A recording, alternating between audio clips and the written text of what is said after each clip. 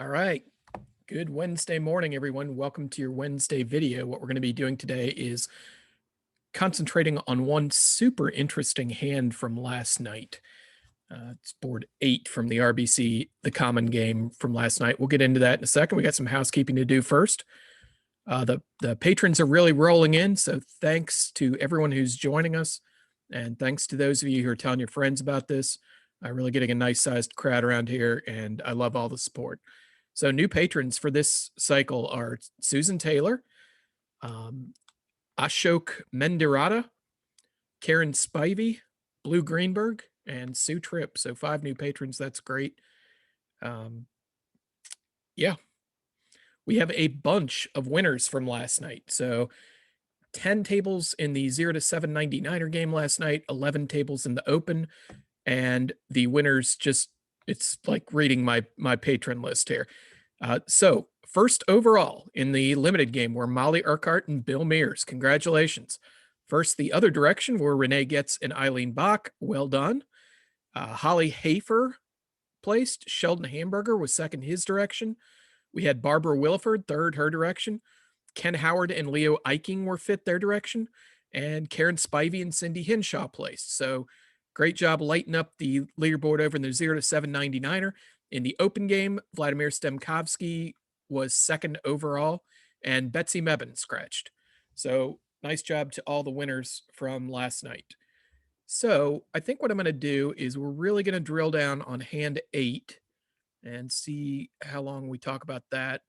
This is my effort to give you something more digestible this morning. Since so many people played and since I'm kind of interested in doing it, I think later on I might make a longer video where we talk about like what the auctions and leads and general declare place and defensive strategies would have been for the hands from last night. But right now, we're going to focus on just one hand. And this is kind of a, like I say, a very cool hand. Share the screen here. So it was hand 8, and we'll talk about the bidding because that's pretty interesting. I think in the open game, let's see, this is hand 8. Looks like a contract of 3 no Trump was reached 1, 2, 3, 6 times, and then 6 no Trump was reached 4 times. So it's kind of a borderline slam type hand. And again, you'll notice like this isn't to pick on anyone, but there's one just like sort of random 2 diamonds making 3 over tricks result, which is an argument for when it's close. Sometimes you can just stay in a part score and make your tricks and have some equity in just silly results, right? Like you wouldn't want to, potentially risk a plus score when you know that there's silly people in diamonds on a hand like this, and you would potentially be, risking just beating them by getting any reasonable plus by bidding a game. Anyway, it's just you'd be amazed at the amount of random stuff that happens just through bidding misunderstandings or misclicks, I guess, online. There's always some weird result on a board, no matter how normal you think the auction was. So anyway, looks like what we've got is a hand that's kind of close between 3 no and 4 no, and we'll see how we might have bid it. So first things first. West has what, 23, 12, 15, 18, 23. And there's some good things and some bad things about this hand. First of all, you've got 14 out of 23. That's like over 60% of your points tied up in a doubleton ace king and in a tripleton ace king third. So that's kind of a downgrade. However, you do have a 6-card suit. So that's definitely an upgrade. You have aces. Those are usually good cards. I would love it like if I had the 10-9 of diamonds, maybe instead of the 8-7, or certainly the jack of diamonds would certainly fill in that suit pretty well.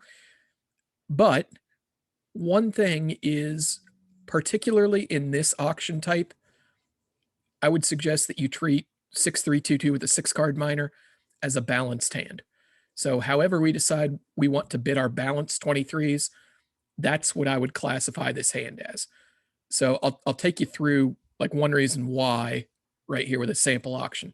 Let's say that we opened 2 clubs and it went past, and partner's going to bid 2 diamonds almost always.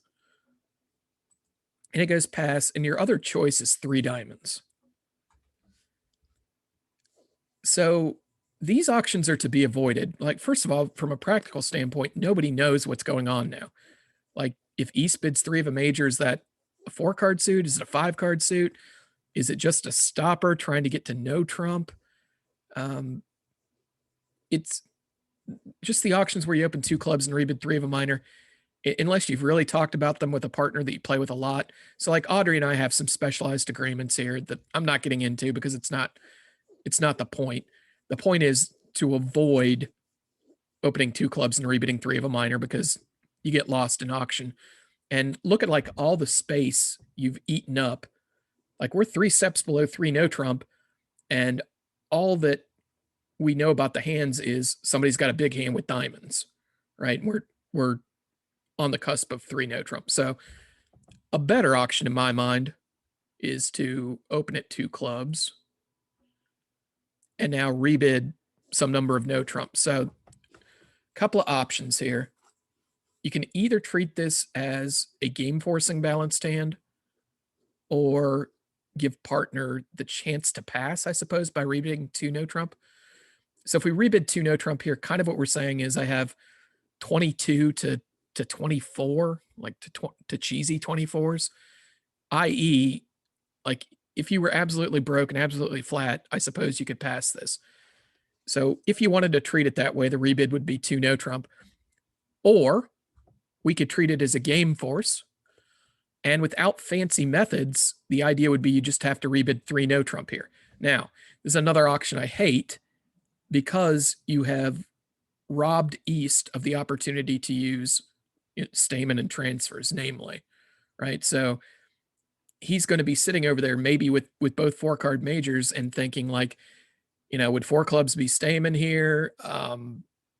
Is it worth bidding 4 clubs and potentially hearing that he doesn't have a major? Like, you've just again robbed the partnership of so much bidding space. So this is something we got into in the last video. What I suggest instead is that with your game forcing balanced hands, you adopt a convention called Kokish. And the idea is that with these huge balanced hands, the hands that just don't care what partner has, the hands that have enough points to insist on game just by their own.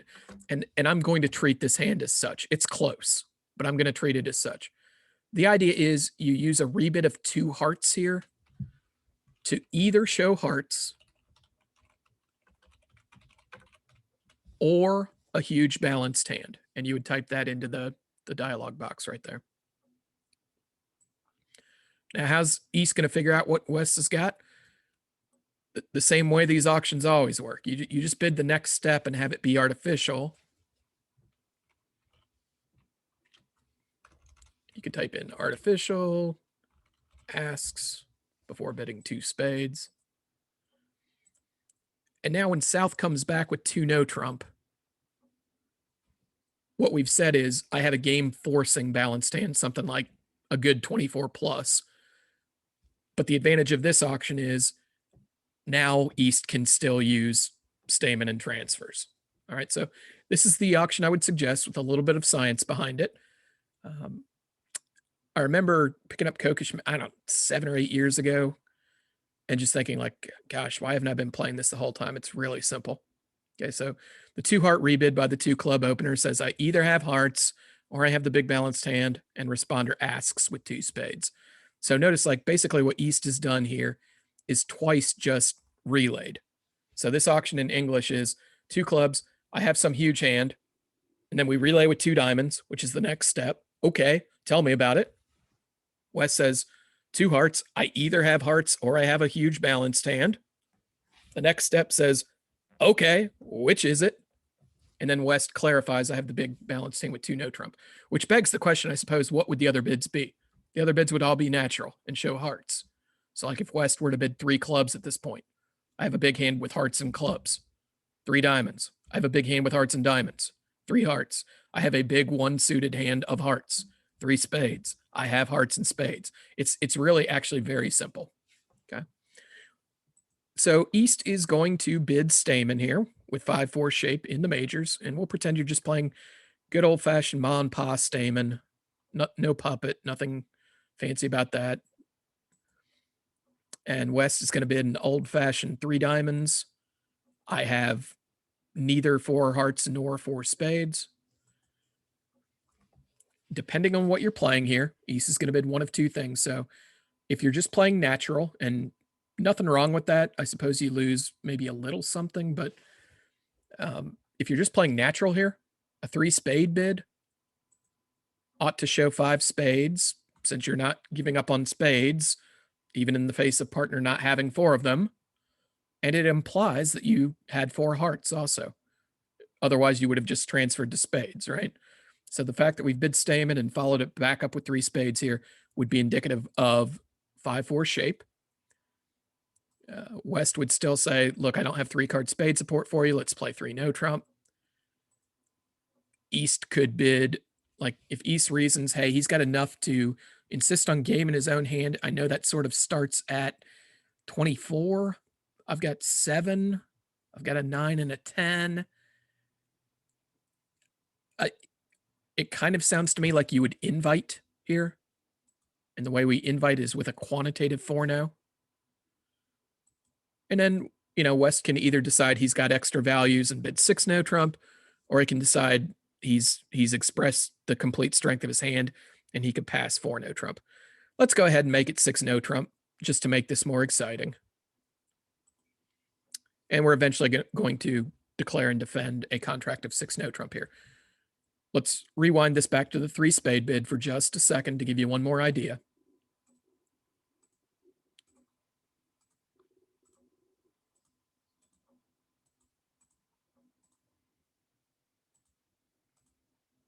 I told you there was something fancier you could do here. You could play Smolin here, where you bid the 4-card major that you have, and partner infers that you have 5 of the other. So if you're playing Smolin here, the idea would be bid the suit that you don't have, here hearts, and you would just type into the dialog box 5 spades, and then it would proceed the same way from there. West would say, I don't have 3 spades with you. East would say, I want to invite you to bid 6 no trump. And West would say, for the purposes of this video, it's more exciting if I bid 6 no trump. It's kind of a coin flip either way. And another thing to notice here is, like, it's important that you make all your tricks, whether you're in 3 no trump or 4 no trump or 6 no trump. It's a little more important if you take 12 tricks in 6 no trump, because it's going to be the difference between, looking at the score slip, it's going to be the difference between 95% for making it and 5% for not making it. So almost a full board at risk in the play of 6 no trump. Whereas in 3 no trump, if you make 11 tricks, that's, let's see, that would be 45%.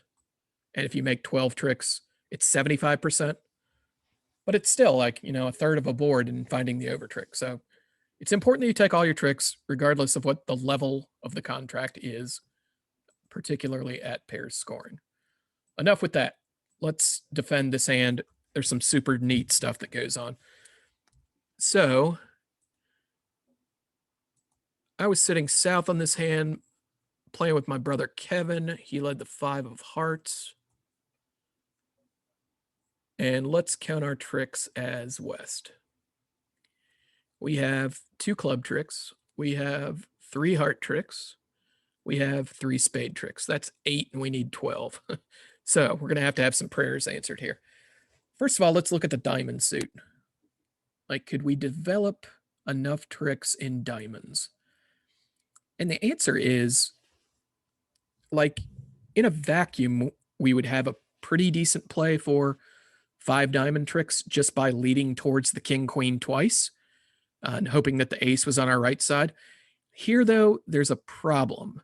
We only have 1 entry to the dummy. Like, the king of spades is the only time we're going to be able to get to the dummy. So why that's important is we're not going to be able to lead towards the king queen of diamonds twice. We would only be able to lead towards it once. Okay, so that would help if South was dealt ace X of diamonds, but that's not very likely. right? Like that seems like a pretty thin read to play for. So let's open up a new tab here and go to contract bridge probabilities. This is just a wiki page. So let's do some quick estimation here. I'm missing 5 diamonds.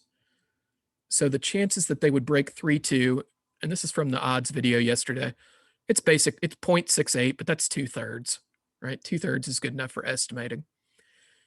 So I need the diamonds to be ace X specifically on my left for this plan to work. So I need them to be 3-2, that's 2/3. I need the 2 to be with the south hand here. So that's going to cut my odds in half, right? Because I need specifically south to have the 2. So I'm at 1/3. And now I need one of his 2 cards to be the ace, which is 40%, right? There's 5 cards, and he holds 2 of them. The chances that one of those 2 would be the ace is 40%. So 40% of 1/3, we're getting into pretty slim pickings territory here. I think that's 2/15. So that's like we're sitting at about 13% there. That's not real good. Let's see if there's another possibility. Like, what if the spades broke 3-3? That would give us 5 spades, 3 hearts, 2 clubs, and 1 diamond for sure gets us to 11. So at least there we would have 11 tricks, and maybe something cool like a squeeze would materialize for a 12th trick. You know that anytime you have the rest of the tricks but 1, sometimes some magic stuff happens. It's going to happen here. But let's see what the odds of a 3-3 spade break would be. Let's see if those are better than like the 13% chance that we can catch South with the ace X of diamonds. And oh, by the way, if South had ace X of diamonds and we decided to play for that, it's the same combination that we've talked about before. I've set it up before where it's like the king third in one hand and the queen third in the other. And the only way to get 2 legitimate tricks is to pick out which of your opponents is more likely to hold ace doubleton, then lead through them once and duck on the way back. It's going to be the same thing here if we decide to play South for ace X of diamonds. It's going to be lead through him once, and he either has to commit to playing the ace on air or he ducks. If he ducks, we win the king, and then we just duck a card from both hands on the second round. Remember, we can't get back to the dummy a second time, in the hopes that he was dealt ace X originally. So let's check on the odds of that 3-3 spade break. All right, if I'm missing 6, the odds that they're 3-3 are 36%. Okay, so substantially better than 13%. Not great. We kind of wish we weren't in this slam now that we see all the cards, but it's a 3 times better shot than using our 1 entry to the dummy to lead towards the diamond king queen. All right, so we're going to have the spades 3-3.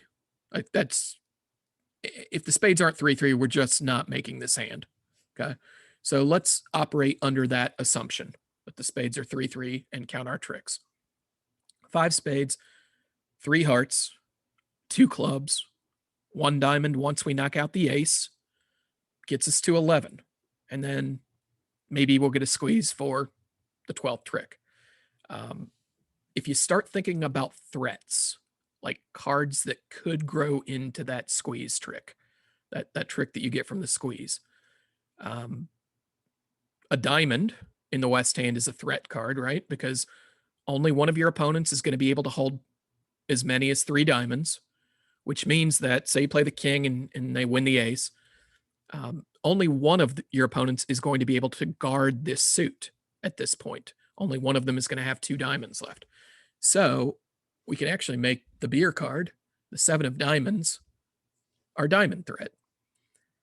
And the other realistic threat is going to be the 9 of hearts in the dummy, because only one of our opponents will be able to guard hearts, have as many as 4 hearts.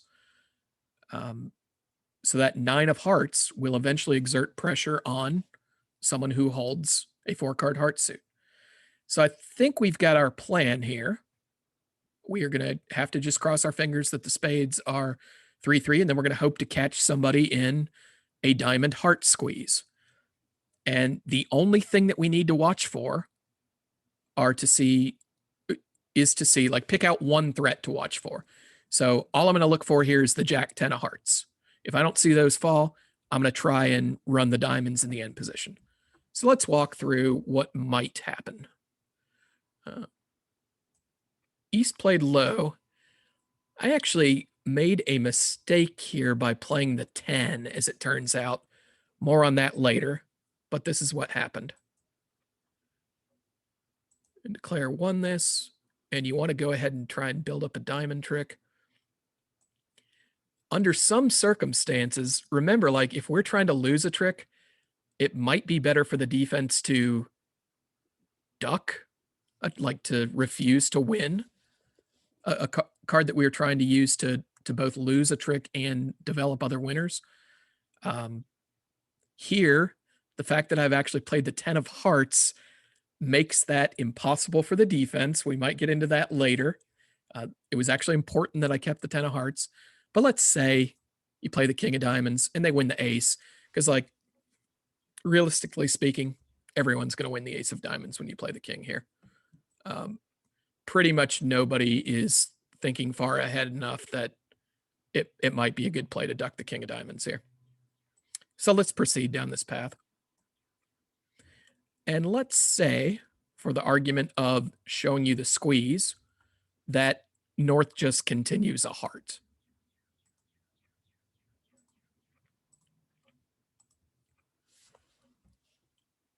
All right. We have the stage set for our squeeze here. We already saw the 10 of hearts at trick 1. The only thing we are doing is watching for the jack of hearts as we run our winners.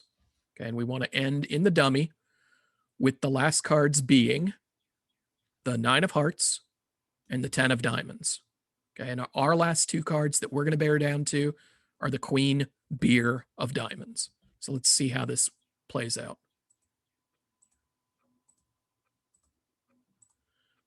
So we're still in cross our fingers mode that the spades all drop. So far, so good. Oh, you know, I forgot to cash my clubs first. Let's go back to that. Oh, that's annoying, Shoal. Let's just pull the deal back up. How about if I do that? That's also annoying. How about if I pause the video and come back to it in just a second? Okay, so we're back, and this time I'm going to remember to cash my club. Sometimes it's tough to run your mouth at the same time you're clicking through things. Okay, that is better. Now we run spades and cross our fingers that they're 3-3. Be cute and pitch the 8 of diamonds to keep the 7. Pitch clubs, that's fine. He can pitch clubs, that's fine.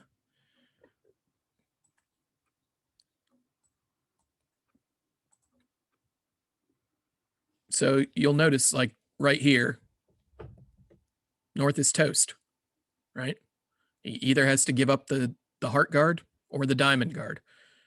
So let's again follow the principle of keeping the thing that we know we have to keep track of, which is hearts, and we're just going to have to pray that South can somehow guard diamonds, and we're going to throw the diamond. Okay, so at this point, remember again, like, the only thing we're looking for is the jack of hearts. So we play the queen of hearts. It doesn't fall. Now we do this number, and we see if the diamonds are good. And it turns out that North was squeezed earlier between keeping his diamonds or keeping his hearts. And we get to enjoy a beer at trick 13. Legitimate squeeze. So let's walk back to this 3-card ending for a second.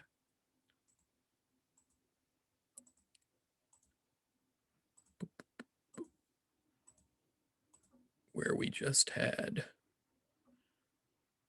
the queen of hearts and the 9 of hearts and the diamond. Okay. This 3-card ending would not work if East didn't still have that bridge to West's hand, i.e., the diamond entry. That's the only thing that lets this squeeze operate at this point. So this time we will redeal.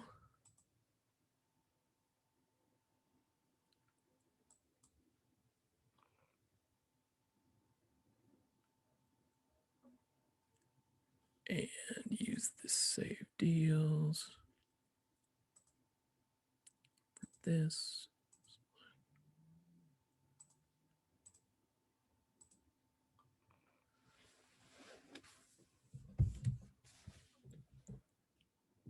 Let's go back to, we're just going to have him play 6-no trump. I'm not going to bore you with the auction again.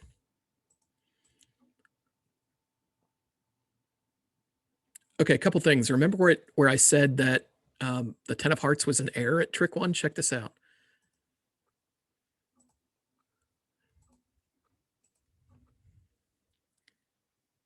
You will notice if we turn the gib on at this point, and it's just show double dummy, that West actually can't make this contract at this point. West can make this contract at this point if North ducks. Okay, so watch what happens if North ends up actually ducking this.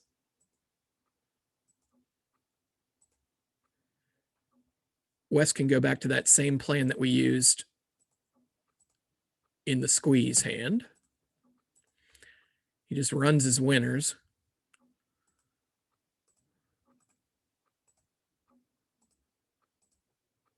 I bet spades are still going to break 3-3 here. And see if you can identify the problem here as we run the spades. South can pitch clubs, that's fine. North can pitch a club, that's fine. But this 5 of spades is going to give North problems of a different type now. Okay, so watch what happens now.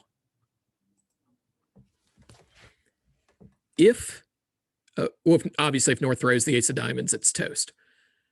If he throws a heart, the 2 hearts and the dummy are going to grow up. So instead, by process of elimination, he throws the 9 of diamonds. And now we end play him with the ace of diamonds into leading away from the Jack X of hearts into the Queen 9 of hearts. This wouldn't have been fatal to the defense if South's remaining heart at this point were the 10 and not the 3. So pretty fancy stuff there, right? Okay, let's play this hand one more time. And this is what actually happened at our table. Kevin gets to be the hero. Upload this. Export hand link. And go to that. Yep, that's fine. Let's go there. Okay, so this is what actually happened at our table. You'll notice that they perpetrated that auction that I was suggesting, not to perpetrate. But this is a very, very good pair, but I just hate rebidding 3 of a minor. Anyway, if we walk through the play here, and you remember the thing that let the squeeze operate in the end was the fact that East had a diamond left. How do we screw that up? We play a diamond when we're back in, and in fact, you need to play a small diamond. So watch what happened at our table. How about next? Okay, Kevin led the 5.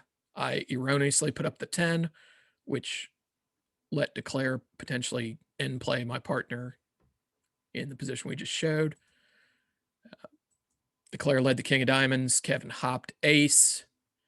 And if we turn on the gib, you will notice that the only card in his hand to beat the contract is the deuce of diamonds, because it has the effect of killing the position for a squeeze in the end. Like now when we run our spades ending in the dummy, there's not going to be communication left between the East and West hands. And doggone it if the next card out of his hand wasn't the 2 of diamonds to kill the squeeze and get north-south 95% on this board instead of 5%.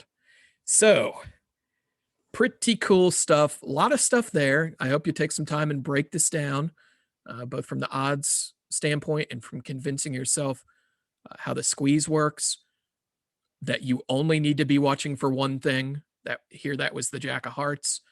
And then, like at the end, you just shrug. And if you haven't seen the 10 of Hearts, you run the diamonds, right? I hope I also impressed on you that it's important to try and get this trick. If you're in 3-no trump, it's obviously important if you're in 6-no trump, but the overtricks matter in 3-no trump also. So if you are fascinated by stuff like this, let me give you one more resource. If you go to rpbridge.net, this is Richard Pavlicek's site. This is the homepage. And you'll notice, like, there's just, you could get lost in a rabbit hole here. There's so much good bridge stuff. But if you go to bridge puzzles and scroll down to the bottom, there's something called the Great 88 Conspiracy. And there's a little story here about how these problems arose and that stuff. Basically, there was this bridge author named George Coffin who wrote a couple of books about double dummy problems, like where you can see all the cards and you've got to figure out, it's just a puzzle to figure out how to get all the tricks from a certain position. And there's 88 of these. They are wide ranging in difficulty, but if you're fascinated like by how Endplays work, I would suggest walking through some of these. And I've talked about it before, but like, this is the way that European countries teach their kids to play chess, is instead of starting with, all 16 pieces on the board and memorizing openings, what they'll do is start with, king versus pawns in the end, in the hope that if you become a master of that type of end position, you slowly work backwards towards the opening rather than the opposite way. And I feel like bridge card play is probably best taught the same way. Anyway, Richard Pavlicek's site, it's rpbridge.net, some good stuff there. And that is your hand 8 analysis and talking end plays, squeezes, breaking up the end plays by destroying entries, Kokish, Smolin, 2 club openings, 6-3, 2-2, count them as balanced. I hope you consider this horse beaten to death and learn something new and fascinating. Thanks again to all the new patrons. And probably what I'm going to do now is fire up a couple of morning poker tournaments and figure out a longer video for you that details the 21 hands we played last night. Anyway, guys, hope you enjoyed this one, and I'll probably drop some more content later on today.